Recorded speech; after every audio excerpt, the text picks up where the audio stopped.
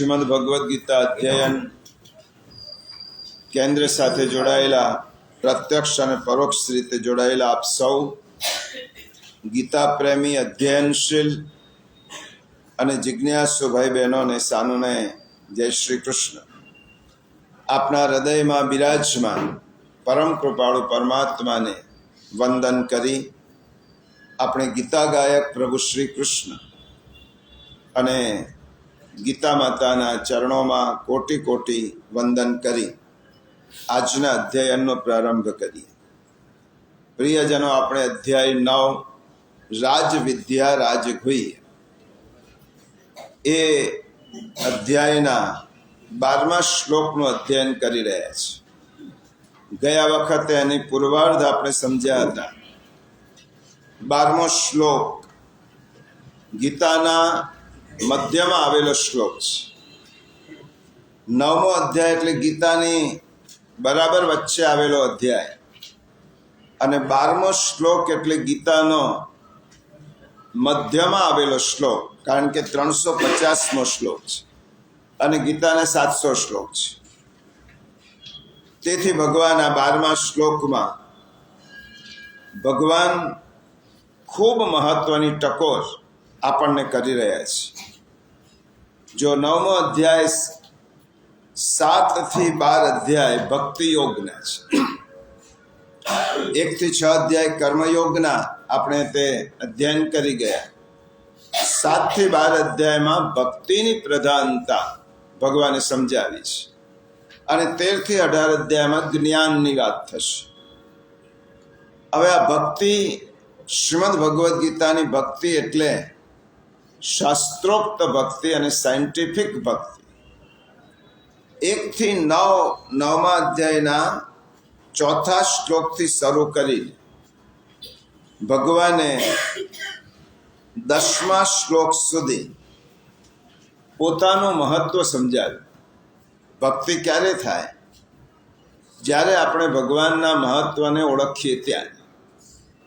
પ્રભુના મહાત્મ્યને આપણને જ્યાં સુધી પરિચય ન થાય ત્યાં સુધી ભક્તિની શરૂઆત ન થાય.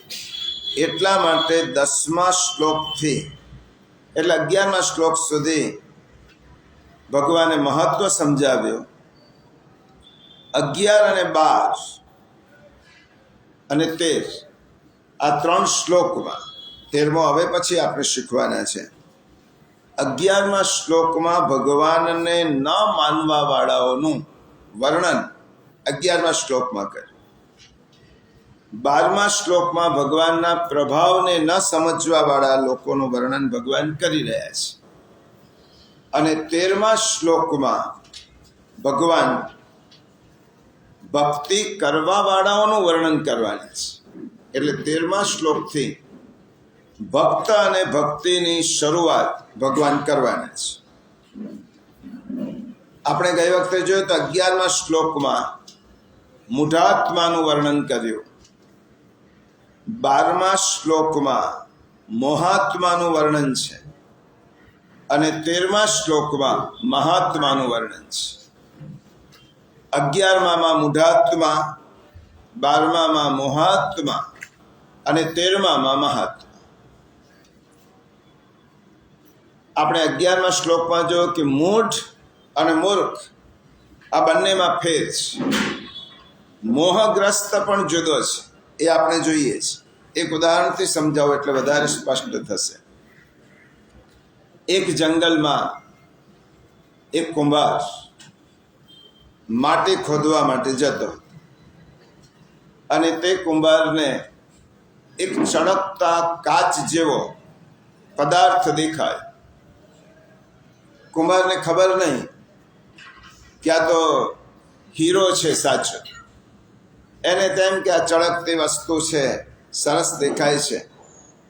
એને દોરી સાથે બાંધી લીધો અને ગધેડાની ડોક પર પહેરાવ્યો.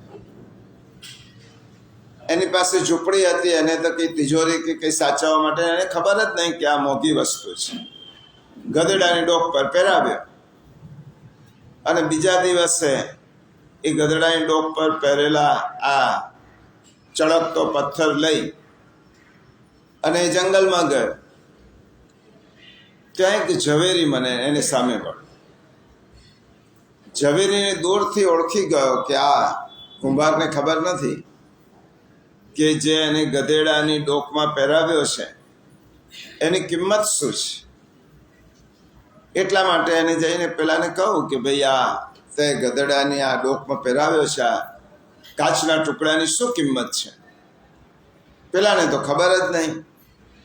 એને એમ કહું કે જે 500 રૂપિયા આપવા હોય તો આપી દો, મને તો મળેલો છે ને મારે તો આપવાનો છે, મારો કંઈ કામનો નથી. ઝવેરીને લોભ થયો. 500 હતા છે આવા કાચના ટુકડાના, ચાલ 250માં આપવું હોય તો કે. પેલા એ કહું ના મારે નથી આપવું, મારે વેચવો જ નથી. એમ કરીને પેલો આગળ ગયો. પેલો ઝવેરી વિચાર કરે છે કે હમણાં મને 250 રૂપિયામાં લેવા માટે પાછો બોલાવશે. આગળ ગયો એટલે બીજો એક ઝવેરી એને મળ્યો. એની પણ નજર આ કાચના ટુકડા પર ગઈ. એ સમજી ગયો કે આ મોંઘો અને મૂલ્યવાન હીરો છે, અને એ હીરો જો મારા હાથમાં આવે તો એને તરાસીને ઘણા બધા લાખો રૂપિયા ઉત્પન્ન કરી શકું એમ છે. ચાલો કુંભારની પાસે ગયો અને એને કહ્યું કે આ જે કાચનો ટુકડો છે તને એની કિંમત ખબર છે? તેમ કે ના નથી. હું 25,000 રૂપિયા હું તને આપું છું તો મને આપી દે. પેલા કુંભારને તો નવાઈ લાગી કે આટલા ટુકડાને 25,000. એને કહું સારું લઈ જાઓ. પેલો બીજો ઝવેરી લઈને ગયો. હવે એટલી વારમાં જે પહેલો ઝવેરી હતો એને હજી પણ લાલસા હતી કે આ મળી જાય તો સારું. એટલે એને કહું 500 તો 500 લઈ લેવા દો ને, મારે તો લાખો રૂપિયા ઉપજવાના છે. પાછો આવ્યો. પાછો આવીને પેલા કુંભારને કહું કે ક્યાં ગયો પેલો હીરો? ત્યાં કે તો બીજો માણસ આવીને લઈ ગયો. કેટલામાં આપ્યો? 25,000. તું મૂર્ખ છે, તને ખબર નહીં? લાખો રૂપિયાનો હીરો હતો ને તો 25,000માં આપ્યો. તું છેતરાયો. કુંભારે કહું મૂર્ખ હું નથી, મૂર્ખ તમે જ. કારણ કે તમને તો ખબર હતી કે આ લાખોનો હીરો છે ને તમે 250 રૂપિયાનો લોભ કરવા ગયા, એટલે એ હીરો તમારા હાથમાંથી ગયો જાણતા હોવા છતાં. આ 3 પાત્રો છે આ નાનકડી દ્રષ્ટાંત કથામાં. એક જણ હીરાનું મૂલ્ય જાણે છે છતાં ખરીદતો નથી, એને મૂઢ કહેવાય. કુંભારને તો ખબર જ નથી કે એની કિંમત શું છે, અનભિજ્ઞ છે, અજ્ઞ છે, એ મૂર્ખ છે. એને ખબર નથી કે આની શું કિંમત છે. પહેલો ઝવેરી જાણે છે છતાં પણ એ ખરીદી શકતો નથી, લઈ શકતો નથી, મૂઢ છે. અને ત્રીજો વેપારી એ મોહાત્મા છે. એને એમ કે એકવાર તો લઈ લો, પછી હું એને અનેક ગણી કિંમત ઉપજાવીશ. મૂઢાત્મા અને મોહાત્માનું વર્ણન ભગવાને 11મા અને 12મા શ્લોકમાં કર્યું છે. 13મા શ્લોકમાં ભગવાન મહાત્માનું વર્ણન કરવાના છે, પણ એ પૂર્વ હજી 12મા અધ્યાયનો ઉત્તરાર્ધ બાકી છે. જ્યાં સુધી 12 અધ્યાય સુધી આપણે 12મા શ્લોક સુધી નહીં સમજીએ ત્યાં સુધી આપણે ભક્તિના માં પ્રવેશ નહીં કરી શકીએ. 12મા શ્લોકમાં મોહાત્માનું વર્ણન કરતો શ્લોક છે. પહેલી લીટી આપણે જોઈએ, મોઘાશા મોઘ કર્માણ મોઘ જ્ઞાનામ વિચેતસ. એકવાર પારાયણ કરેલી એટલે આપણે શ્લોક સંદર્ભ આપણો ખ્યાલમાં. 9મો અધ્યાય 12મો શ્લોક, પાન નંબર 143. મોઘાશા મોઘ કર્માણો મોઘ જ્ઞાના વિચેતસ રાક્ષસી માસુરીમ ચૈવ પ્રકૃતિમ મોહિનીમ શ્રિતા. એ વ્યર્થ આશા રાખનારા, વ્યર્થ કર્મ કરનારા તેમજ જ્ઞાનનો દુરુપયોગ કરનારા વિક્ષિપ્ત ચિત્તના અજ્ઞાની જનો રાક્ષસી, આસુરી અને મોહિની પ્રકૃતિને જ ધારણ કરી રાખે છે. ભગવાને આપણે ગઈ વખતે જોયો તો મોઘાશા વ્યર્થ આશા રાખવાવાળા, મોગ કર્માણ, વ્યર્થ કર્મ કરવાવાળા, અને મોગજ્ઞાના, વ્યર્થ જ્ઞાનવાળા, અને વિચેત સહ એટલે વિક્ષિપ્ત ચિત્તવાળા. હવે મોઘાશાનો અર્થ આપણે ગઈ વખતે જોયો હતો. આ કેવા પ્રકારના લોકો છે? પહેલા મૂઢાત્માની વાત તો ભગવાન 11મા શ્લોકમાં કરી ગયા. અહીં મોહાત્માની વાત છે. ભગવાન શું કહે છે? મોહાત્મા વ્યક્તિના 3 ભગવાને પ્રકાર બતાવ્યા. કેટલાક મૂઢાત્મા છે, જાણે છે છતાં પણ તેનું આચરણ કરતા નથી. કેટલાક મોહાત્મા છે, જેમને એમ જ લાગે છે કે અમે જ સર્વસ્વ છીએ, અને મોહમાં એટલા બધા તણાય છે કે ભગવાનને પણ ભૂલી જાય છે. એ લોકો, મોહાત્મા લોકો શું કરે છે? મોગાશા, વ્યર્થ આશામાં જીવે છે. આ મેળવ્યું છે, આ મેળવીશ, આ મેળવવાનો છું, આટલું ધન ભેગું કર્યું છે, આટલું હજી મેળવીશ, એમ કરીને મોગાશા એટલે વ્યર્થ આશા. વ્યર્થ આશા, મોગાશા કોને કહેવાય? જ્યાં કંઈ મળવાનું નથી, જેની પાસે કશું જ મળવાનું નથી, એવી વસ્તુ અને એવી વ્યક્તિ પાસે તે વસ્તુ મેળવવાની આશા રાખવી, એનું નામ મોગાશા. જ્યાં કશું જ મળવાનું નથી, જેવી રીતે મૃગજળ છે. આ મૃગજળમાં ખરેખર પાણી છે જ નહીં, છતાં પણ માણસ તેની પાછળ દોડે છે. કેમ દોડે છે? કારણ કે તેને પાણી જેવું લાગે છે. ત્યાં જે વસ્તુ નથી, જે વસ્તુ મળવાની નથી, એ વસ્તુ મેળવવા માટે પ્રયત્ન કરવો, એનું નામ મોગાશા. સંસારમાં રાખેલી આશા ને મોગાશા કહેવાય. સંસારમાં તમે કોઈ પણ વ્યક્તિ પાસે અપેક્ષા અને આશા રાખશો તો એ પૂરી થશે જ એવું માનવાનું નહીં, એ મોગાશા કહેવાય. અને ભગવાન પાસે સેવેલી આશા એ ફળદાયી બને છે. અને ભાગવતમાં આખ્યાન છે 11મા સ્કંદમાં દત્તાત્રેયના 24 ગુરુની વાત છે. દત્તાત્રેય ભગવાને જે 24 ગુરુ કર્યા, એમાંથી એક ગુરુ એ પિંગળા નામની વારાંગના, જેને વેશ્યા ગઈ, એને દત્તાત્રેય ભગવાને ગુરુ કરી. શા માટે? એનું આખ્યાન ભાગવતમાં છે, આપણે સંદર્ભ રૂપે જ જોઈએ છે.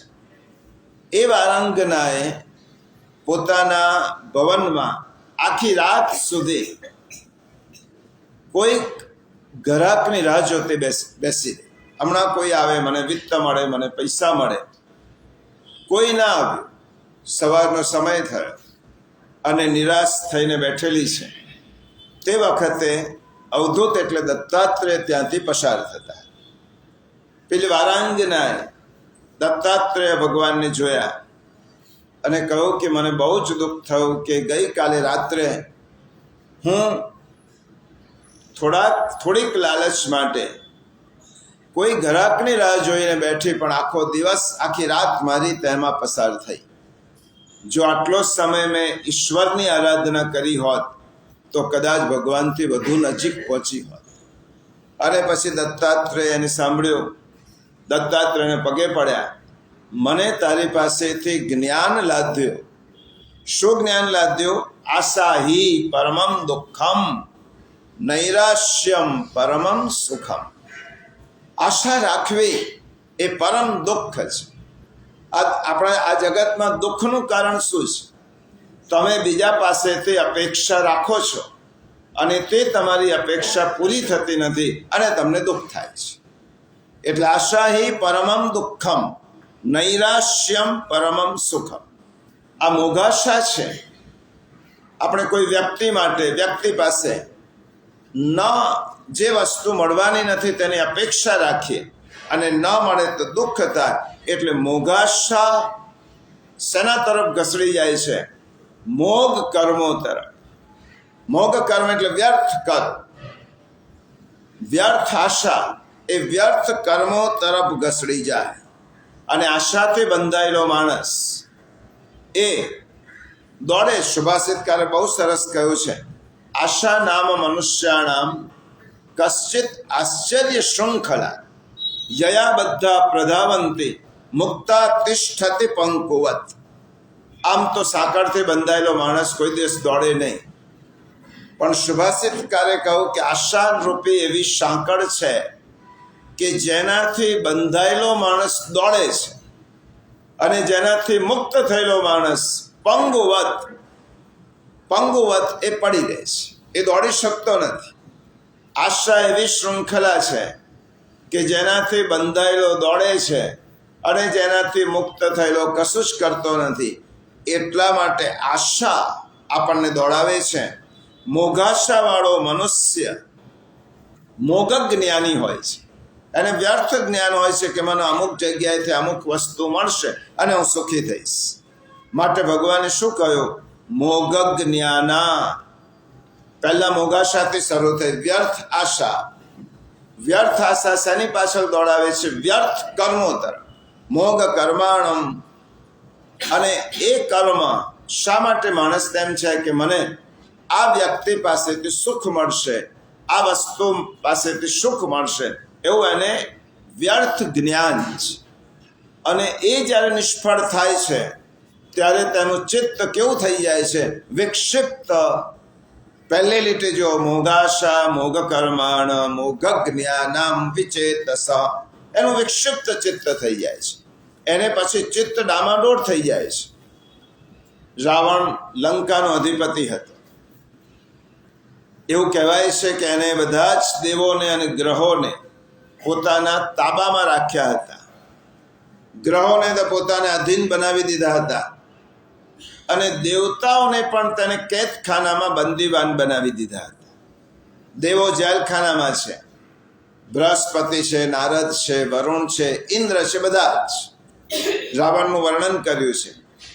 એક દિવસ જેલમાં બેસીને બૃહસ્પતિ એ વેદનું અધ્યયન કરતા હતા, વેદના મંત્રો બોલતા હતા. એટલે જેલખાનાનો ચોકીદાર ધુઆ પુઆ થતો જેલમાં ગયો અને બૃહસ્પતિને કહ્યું કે બંધ કરો તમારું વેદનું અધ્યયન, બંધ કરી દો, નહીં ચાલ્યા. નારદ વીણા વગાડતા હતા. ત્યારે પેલો જેલખાનાનો ચોકીદાર નારદ ઋષિ પાસે ગયો અને બંધ કરો તમારું વીણા વાદન. એવી રીતે બધા જ દેવોને ખખડાવ્યા ચોકીદારે. જો પરતંત્રમાં સામાન્ય માણસ પણ તમને ખખડાવી શકે. આ ચોકીદારે દેવતાઓને ખખડાવ્યા. સાંજે દેવતાઓની મિટિંગ થઈ જેલખાના.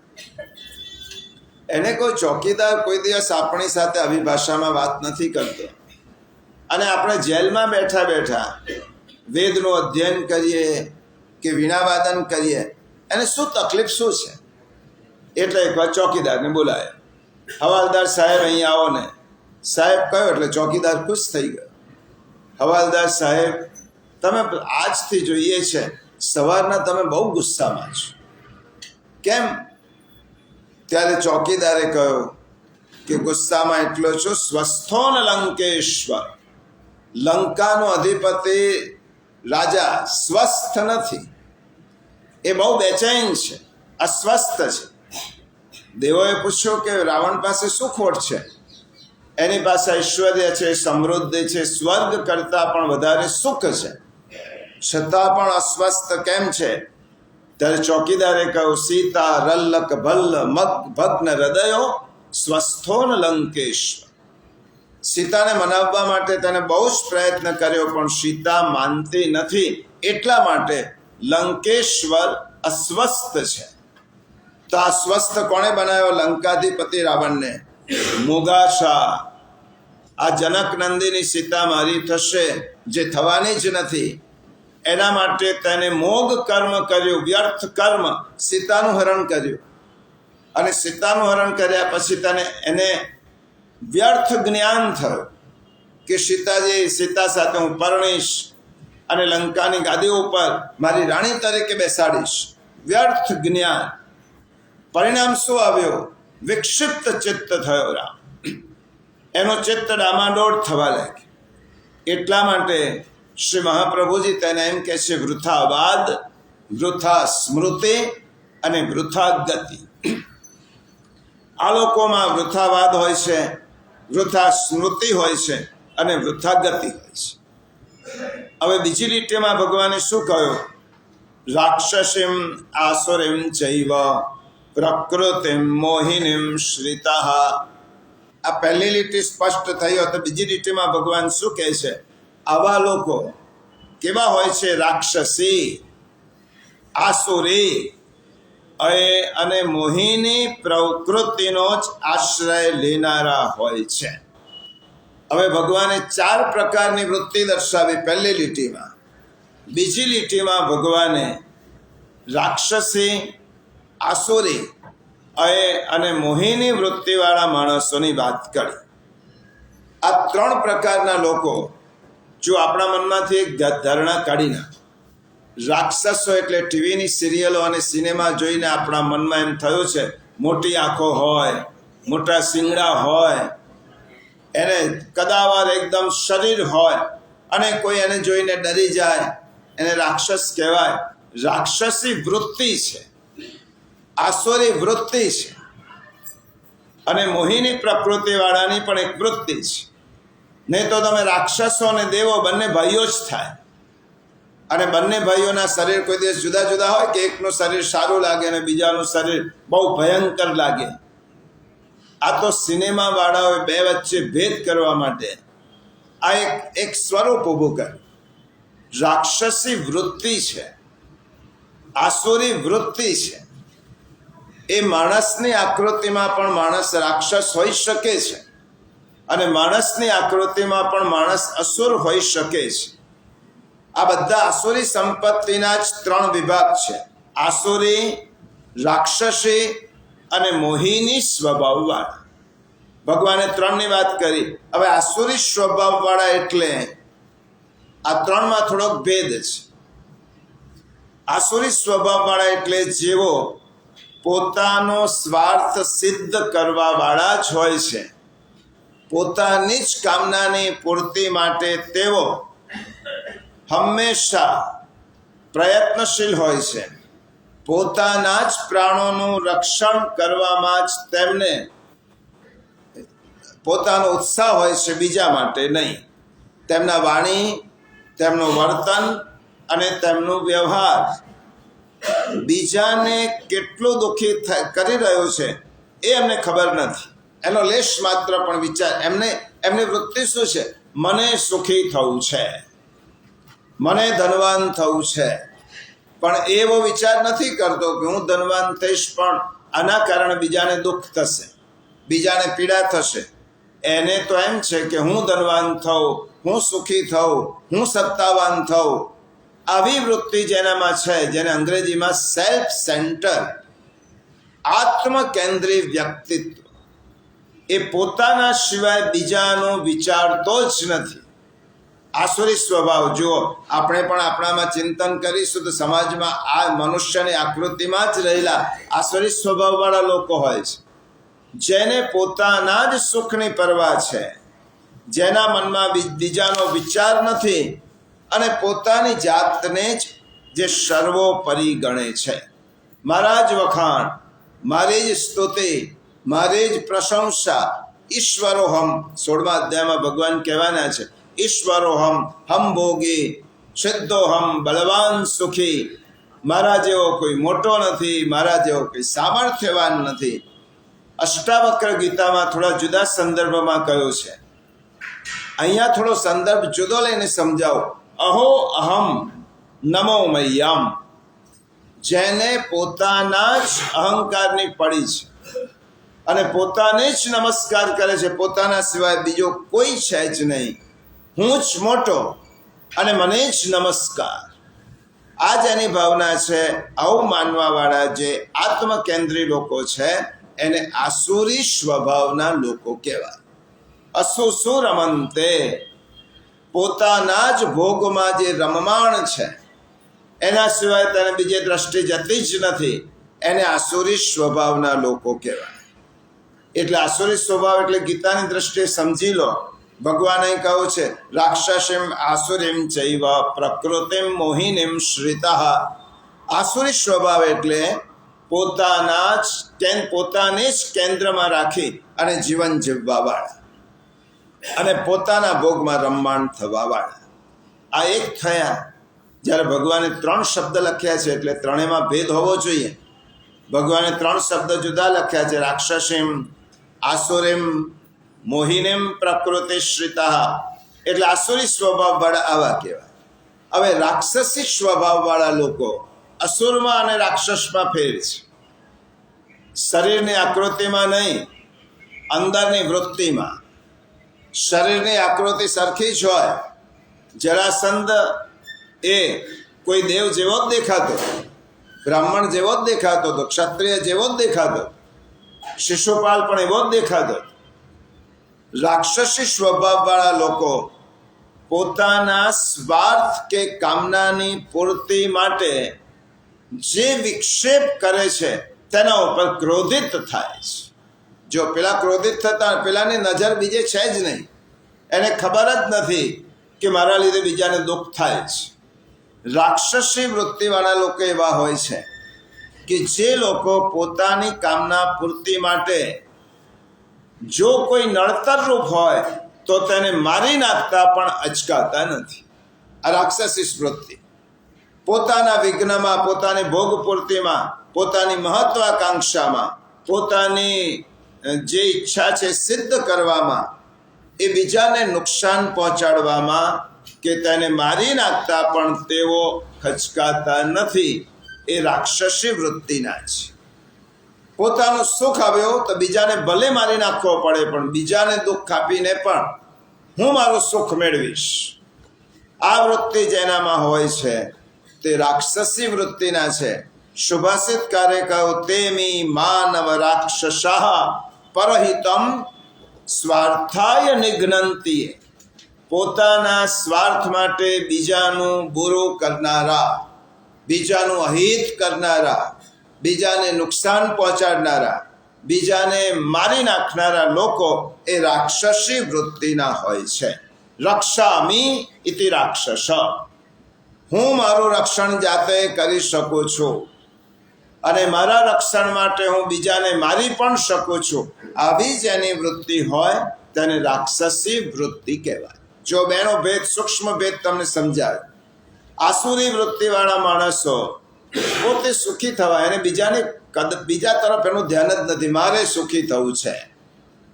રાક્ષસી વૃત્તિવાળા પોતે સુખી થવા માટે બીજાને નુકસાન પહોંચાડે છે.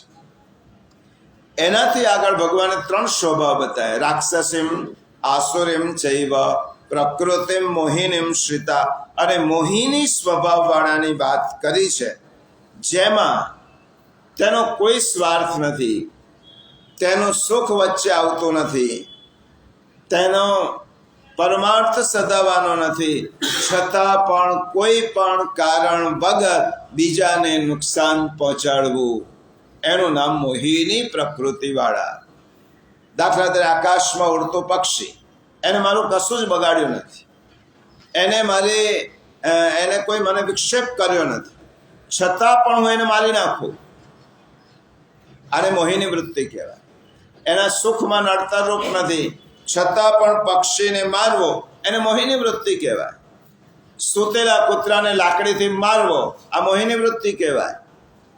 જતી ગાયને ત્રાસ આપવો, આ મોહિની વૃત્તિ કહેવાય. આખા રામાયણનો ઉદ્ભવ જ આનાથી થયો છે. રામાયણ રચાયું કેવી રીતે? વાલ્મીકી રામાયણ આદિ રામાયણ છે ને પછી તો ઘણા બધા રામાયણ રચાયા, પરંતુ આદિ કવિ વાલ્મીકીએ રામાયણની રચના આટલા માટે જ કરી કે નિર્દોષ વ્યક્તિને કોઈ વ્યક્તિ કેમ મારે, શું ગુનો છે, એનો શું અપરાધ છે.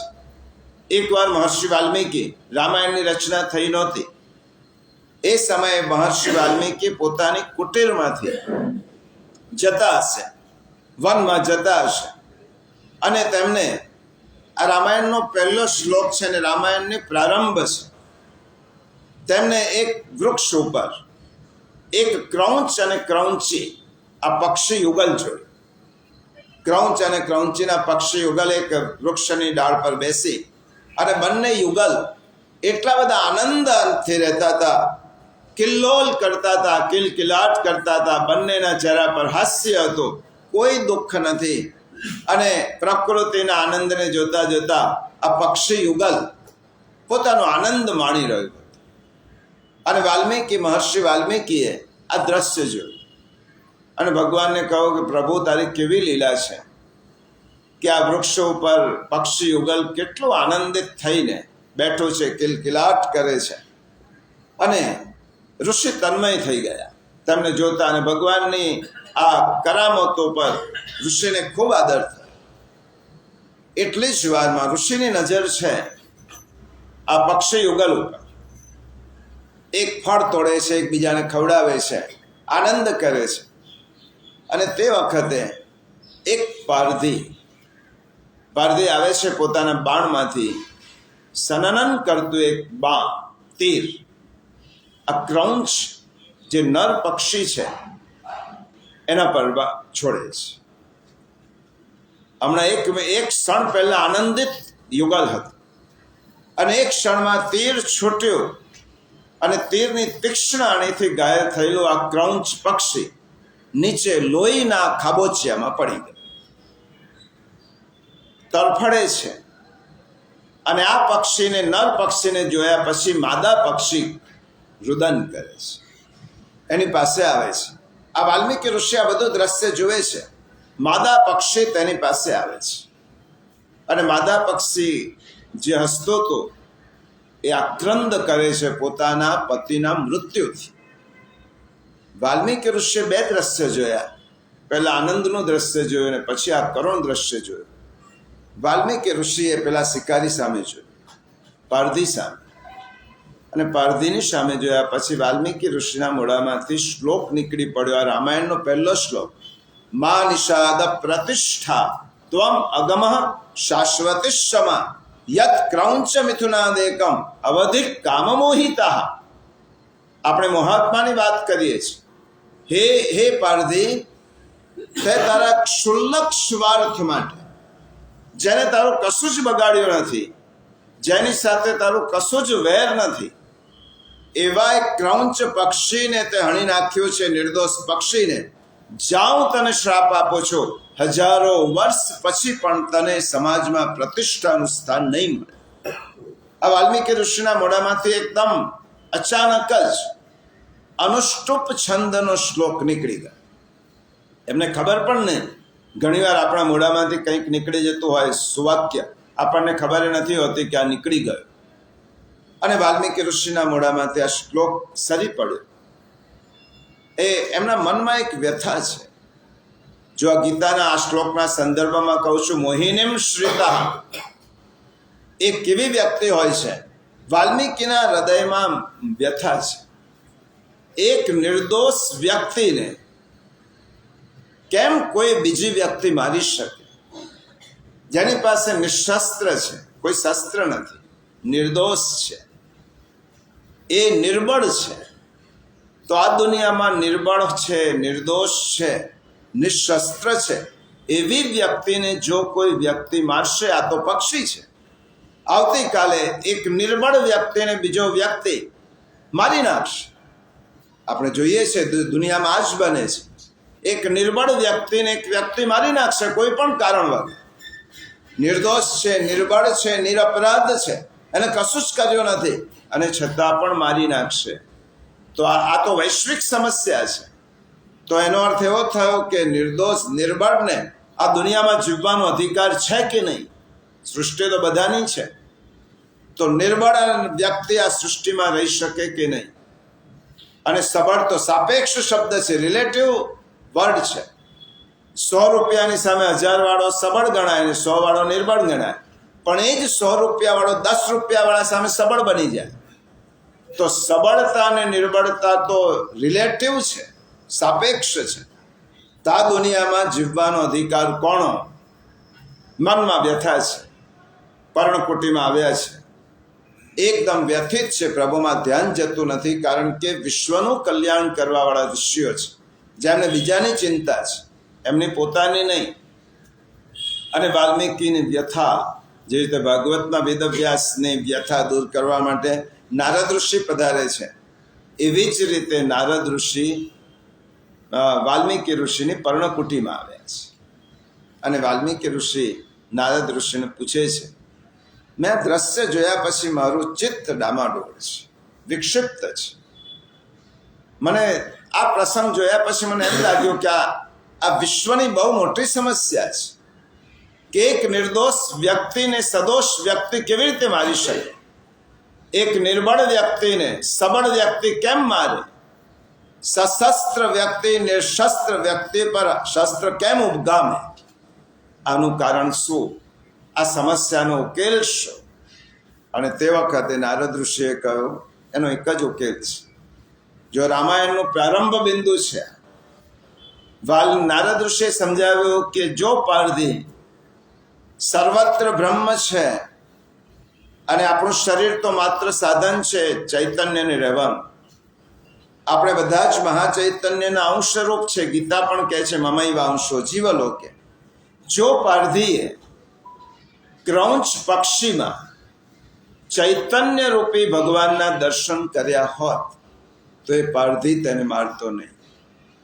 એને પક્ષીમાં પક્ષી જોયું, પોતાની ભોગ્ય વસ્તુ જોઈ, પોતાનો વિષય જોયો. પણ એ પારધીએ જો પક્ષીની અંદર રામ જોયા હોય, ઈશ્વરને જોયો હોત તો એને મારતો નહીં, કારણ કે પક્ષી તેને પોતાના માનું જ એક લાગતું, પરંતુ તેની દ્રષ્ટિમાં વિષયની દ્રષ્ટિ હતી, ભોગ દ્રષ્ટિ હતી અને પક્ષીમાં તેને ભોગ જોયો. એની દ્રષ્ટિ બદલાવવી જોઈએ. અને સમાજને સુખી કરવો હશે તો હે ઋષિ, પ્રત્યેક હૃદયમાં ઈશ્વરને અને રામને લઈ જાઓ. વાલ્મીકી રામાયણની આ ભૂમિકા છે. પ્રત્યેકના હૃદયમાં રામ જો જીવિત થશે તો આ સમસ્યાનું સમાધાન થશે. મૂર્તિમાં રામને પ્રતિષ્ઠિત કરીએ તો આપણી શ્રદ્ધાનું કેન્દ્ર છે, એમાં પ્રતિષ્ઠા થવી જ જોઈએ, કરવી જ જોઈએ, કારણ કે પૂજાનું સ્થાન છે. પરંતુ માત્ર મૂર્તિમાં જ રામની પ્રતિષ્ઠા થશે અને માનવના હૃદયમાં રાવણ જીવતો રહેશે ત્યાં સુધી માણસની દ્રષ્ટિ બદલાવવાની નથી. રામને લઈ જાઓ, પ્રત્યેકના હૃદયમાં રામ જગાવો. રામ ક્યાં નથી? પ્રત્યેકના હૃદયમાં છે. એ રામને ઢંઢોળો અને તને સમજાવો કે તારા હૃદયમાં જે પ્રભુ છે એ જ બીજાના હૃદયમાં છે. આ દ્રષ્ટિ આવશે તો માણસ મોહિનીમ શ્રિતા. આ મોહિની વૃત્તિ કહેવાય. મોહિની સ્વભાવવાળા શું કરે છે? નિર્દોષ પર હુમલો. એમને કશું જ જોઈતું નથી, બસ રમત ખાતર. તિરુવલ્લુવરનું એક દ્રષ્ટાંત છે ને, રમત ખાતર. એ આ જ કરે છે. તિરુવલ્લુવર કહીને દક્ષિણના બહુ મોટા સંત. તિરુ એટલે સંત અને વલ્લુવર એમનું નામ. તિરુ શબ્દ સંત માટે વપરાય સાઉથ. એ વણકરનું કામ કરતા, વણાટ કામનો એમનો ધંધો હતો. અને કબીરની જેમ આ તિરુવલ્લુવર રોજ સવારમાં પોતાની પત્ની કપાસ લઈ આવે અને વીને પત્ની એમાંથી સૂતર કાઢે અને સાડ તૈયાર કરે. સાડી તૈયાર કરી અને પછી એને રંગે અને પછી સુંદર મજાની સાડી તૈયાર થાય એટલે એ જઈને બજારમાં જાય. દિવસની એક સાડી વેચાય તો પણ એમના બંને પૂરતું ખાવા પીવાનું મળી રહે. આ એમનો નિયમ.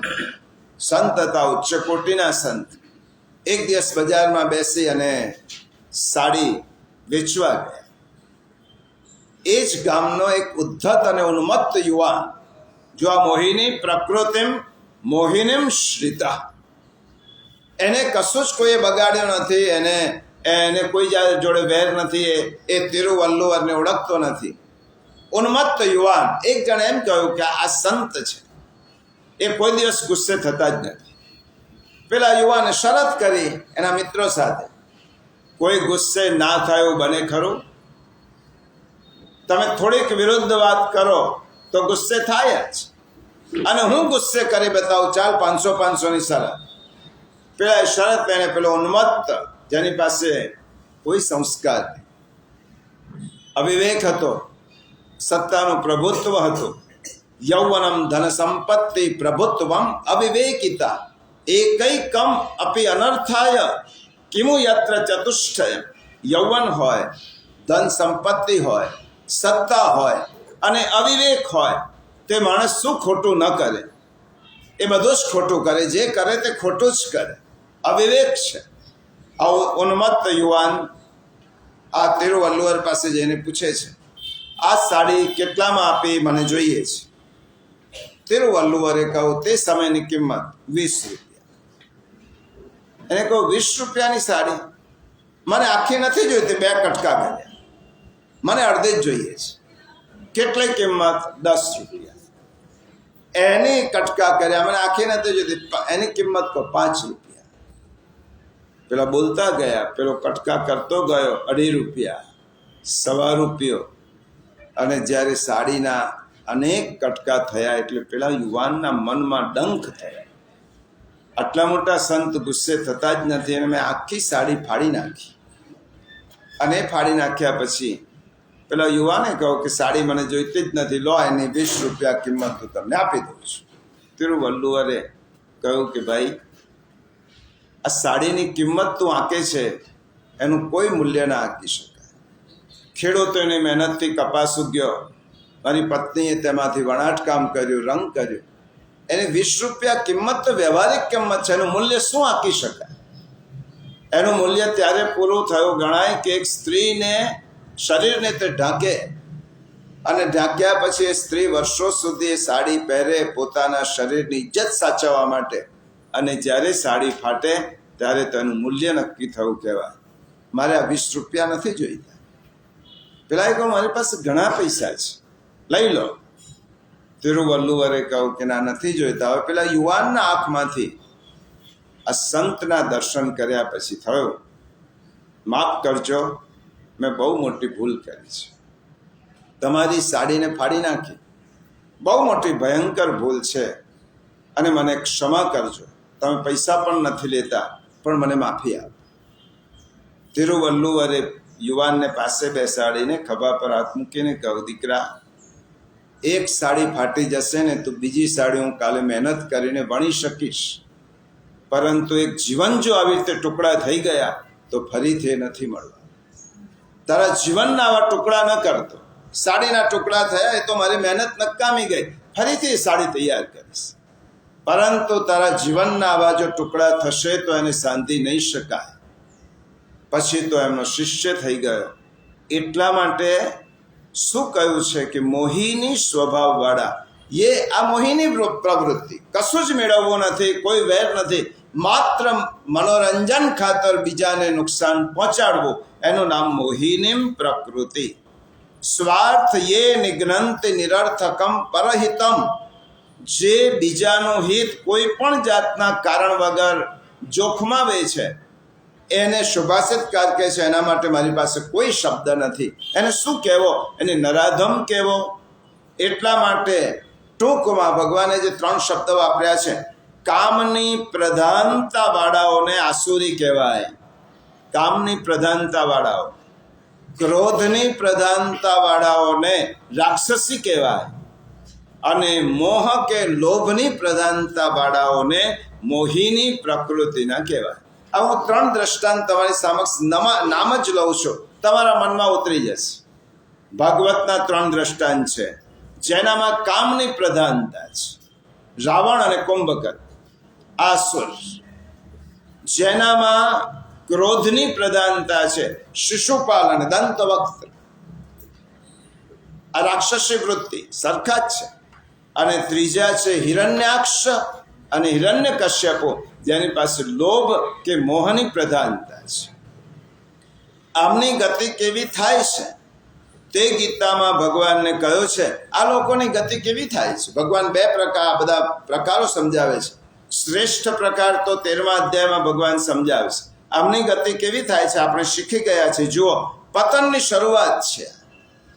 2 અધ્યાય 62મો શ્લોક, પાન નંબર 62 અને 63માં શ્લોકમાં ભગવાને આખી પતનની સીડી સમજાવી છે. પાન નંબર 60, પાન નંબર 60માં ભગવાને કહ્યું છે આમની શી સ્થિતિ થાય છે. તો 62મો શ્લોક, ધિયાયતો વિષયાન પુંસઃ સંગસ્તે શુપજાયતે સંગાત સંજાયતે કામઃ કામાત ક્રોધો વિજાયતે ક્રોધાત ભવતિ सम्मोह सम्मोहात् स्मृति विभ्रम स्मृतिर्भ्रंशात् बुद्धिनाशो बुद्धिनाशात् प्रणश्यति। વિષયોનું ચિંતન કરનારા પુરુષને તે વિષયોમાં આસક્તિ જન્મે છે, આસક્તિથી તે વિષયોની કામના ઉત્પન્ન થાય છે, કામનામાં વિઘ્ન આવવાથી ક્રોધ જન્મે છે, ક્રોધમાંથી મૂળતા આવે છે, મૂળતાથી સ્મૃતિમાં ભ્રમ ઊભો થાય છે, સ્મૃતિમાં ભ્રમ ઊભો થવાથી બુદ્ધિ અથવા જ્ઞાન શક્તિનો નાશ થઈ જાય છે, અને બુદ્ધિનો નાશ થવાથી એ પુરુષનું પોતાની સ્થિતિથી પતન થાય છે। આસુરી, રાક્ષસી અને મોહિની વૃત્તિવાળા, ભગવાને કહ્યું કે આનું પતન રાક્ષસી, આસુરી અને મોહિની વૃત્તિવાળા લોકોમાં પહેલા તો એમને સંગ થાય છે, વિષયોનો સંગ। મને ભોગ શેમાંથી મળશે, સુખ શેમાંથી મળશે, અને વિષયોનો સંગ તો બધાને થાય। જો આપણે બધા સામાન્ય માણસોને વિષયોનો સંગ થાય, મહાપુરુષો પણ વિષયોમાં જ રહે આપણી રીતે। દાખલા તરીકે શ્રીખંડ ખાતો હોય તો મહાપુરુષ આપણી જેમ જ શ્રીખંડ ખાય, આપણે પણ શ્રીખંડ ખાઈએ, પણ આપણે પાછા એમ વિચાર કરીએ કે આવો શ્રીખંડ ફરી ક્યારે મળશે, અને મહાપુરુષો ખાઈને ભૂલી જાય। આપણે પાછો એવો જ શ્રીખંડ મેળવવા માટે અઠવાડિયા પછી પ્રયત્ન કરીએ।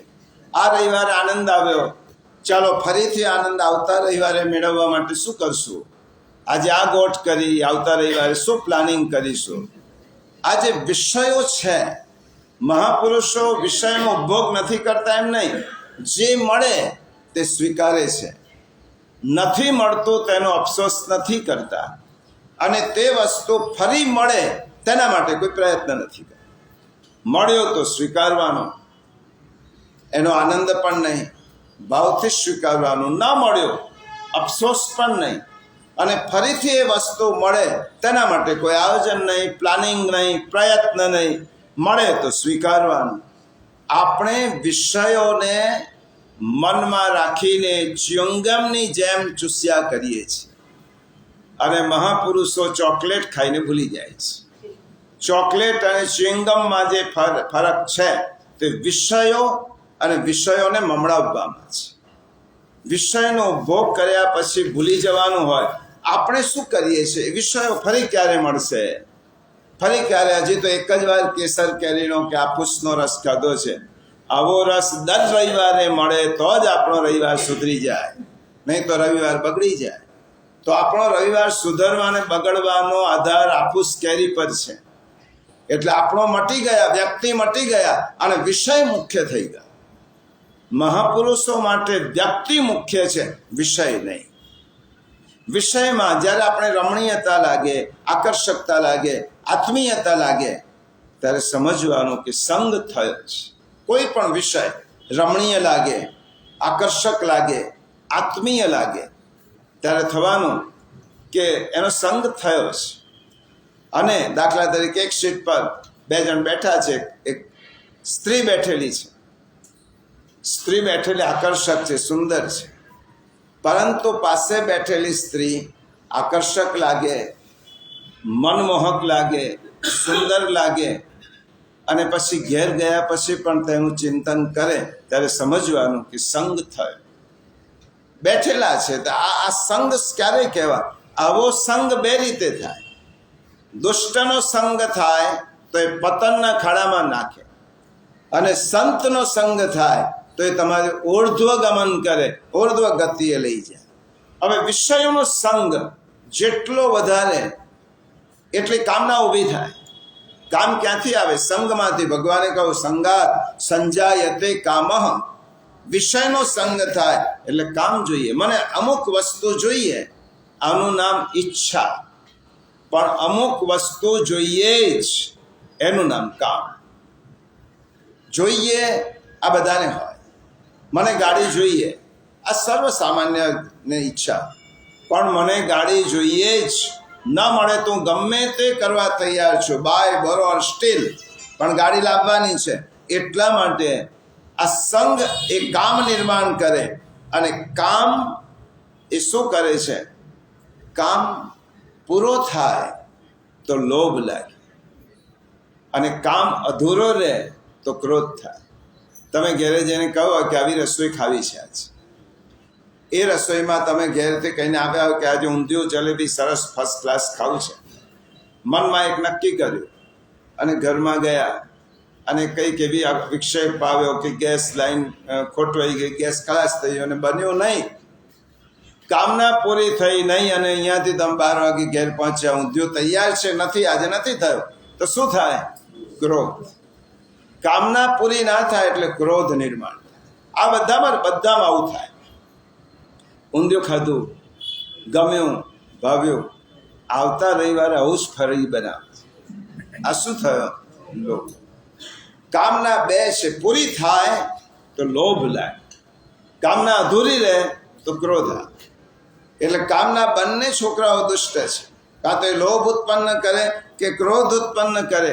એટલા માટે ભગવાનને આ ગીતા ગ્રંથ આપણા સૌ માટે છે અને આમાં ગીતા એ આત્મનિરીક્ષણનો ગ્રંથ છે, આત્મચિંતનનો ગ્રંથ છે. આ 3 વૃત્તિ બધામાં હોય છે. કોઈ એમ ના માને કે આપણે દૈવી છે, ગીતાનું અધ્યયન કરીએ છીએ એટલે આપણે તો દૈવી પ્રકૃતિના છે. આપણામાં પણ આવો સ્વભાવ અંદર બેઠેલો હોય છે, આસુરી સ્વભાવ પણ હોય છે, રાક્ષસી પણ હોય છે, મોહિની પણ હોય છે. કદાચ ગીતાનું અધ્યયન કરતાં કરતાં શું થાય? પ્રભાવી સારો સ્વભાવ થાય અને પેલો દબાઈ જાય. જે દબાઈ જાય એ મહત્વનું નથી, જે પ્રભાવિત થાય એનું મહત્વ છે. દેવોમાં પણ મોટા મોટા ઋષિઓમાં પણ કામના બીજ હોય જ છે, નથી હોતા એમ નહીં. કામના બીજ કહેવાતા સંન્યાસીઓમાં, ત્યાગીઓમાં, વિરક્તોમાં બધામાં હોય છે. પરંતુ એ વિવેક પુરસ્સર એ કામને ત્યાગી દે છે.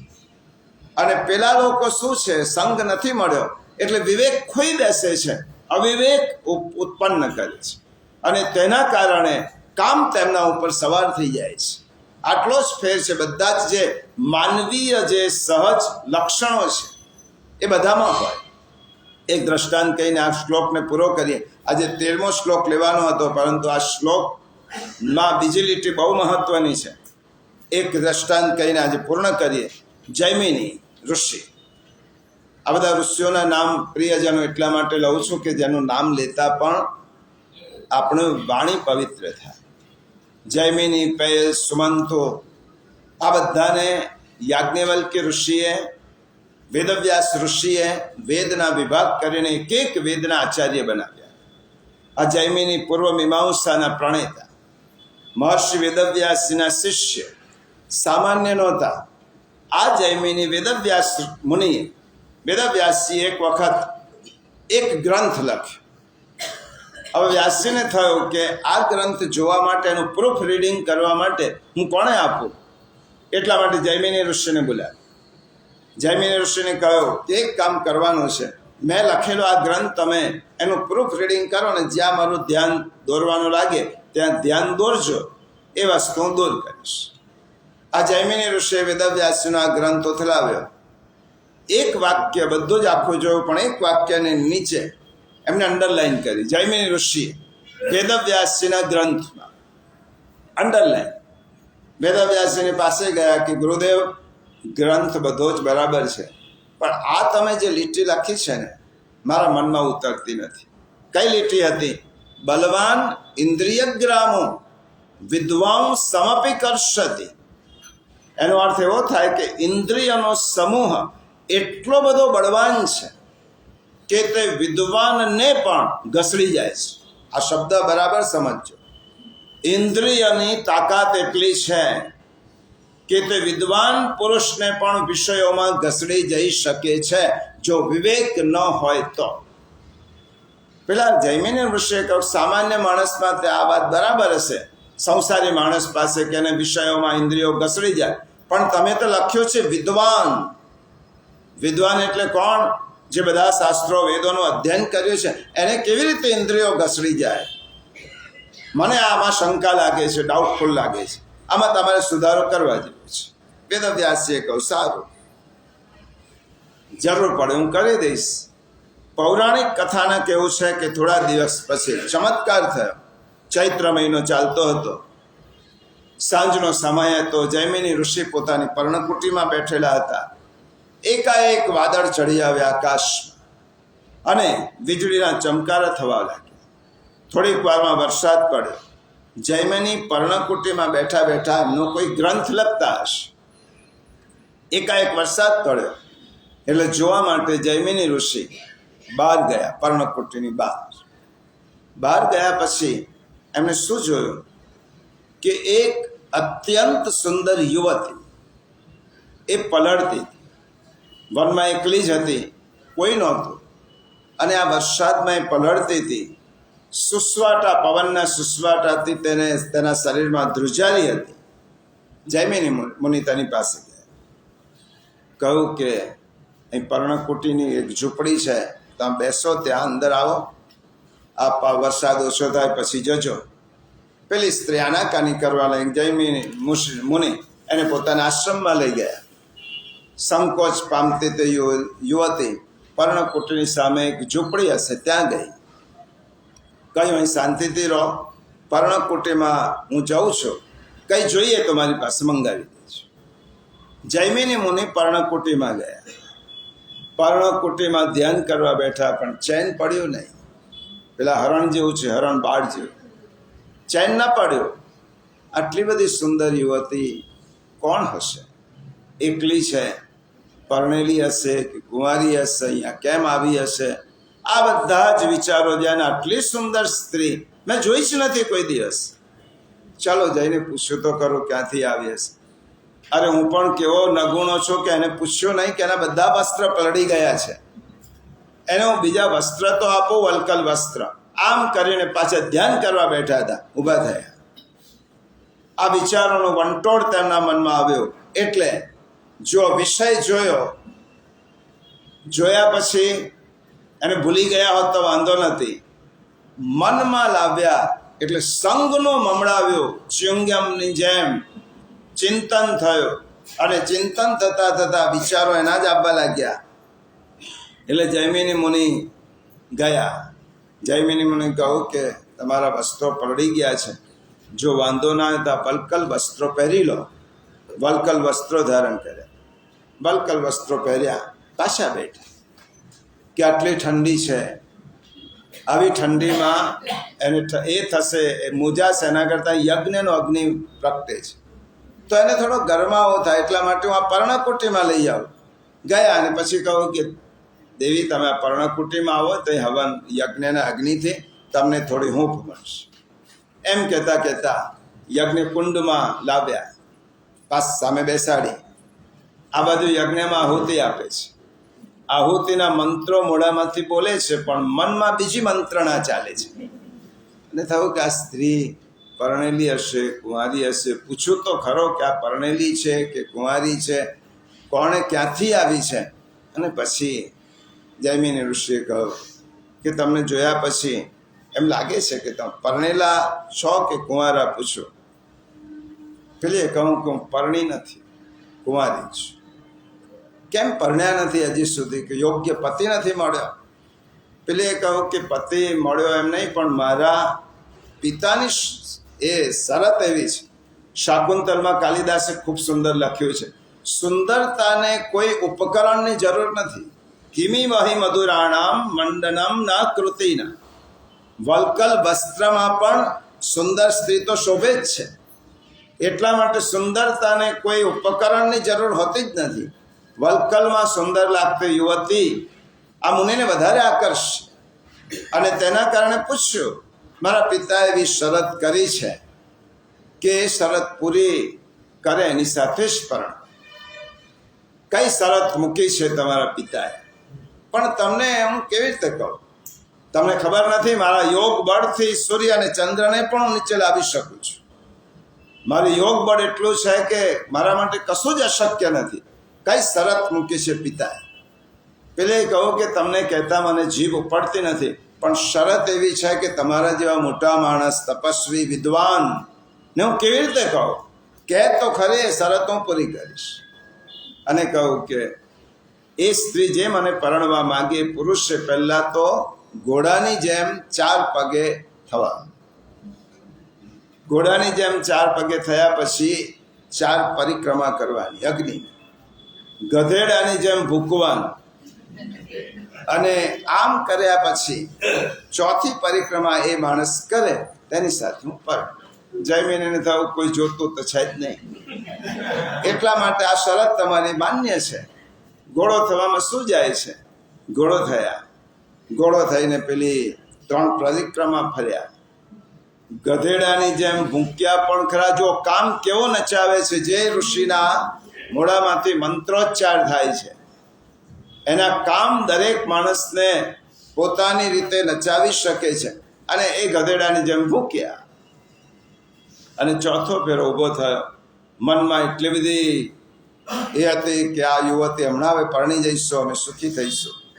અને પછી ઊભા થઈને જોવા ગયા તો યુવતીની જગ્યાએ મહર્ષિ વેદવ્યાસના દર્શન. આ યુવતી નહોતી, વેદવ્યાસજીએ પરીક્ષા કરી હતી અને કહું પેલું વાક્ય બરાબર છે કે કાઢી નાખો.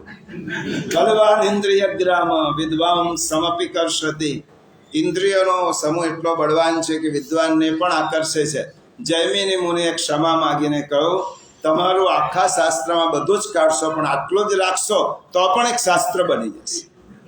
બલવાન ઇન્દ્રિય ગ્રામ વિદ્વાન સમપી કરશતી. અને પછી કામમાંથી આ ગીતામાં ભગવાને આ શ્લોકમાં એમ જ કહ્યું છે કે રાક્ષસીમ આસુરીમ ચૈવ પ્રકૃતિ મોહિનીમ શ્રિતા. આ પ્રકૃતિનો મોહ બધાને લાગે છે, એમાં વિવેક જોઈએ. અને તેના માટે કયું શું કરવું જોઈએ 13મા શ્લોકમાં ભગવાન તેની વાત કરે છે. આવતા રવિવારે આવીશું.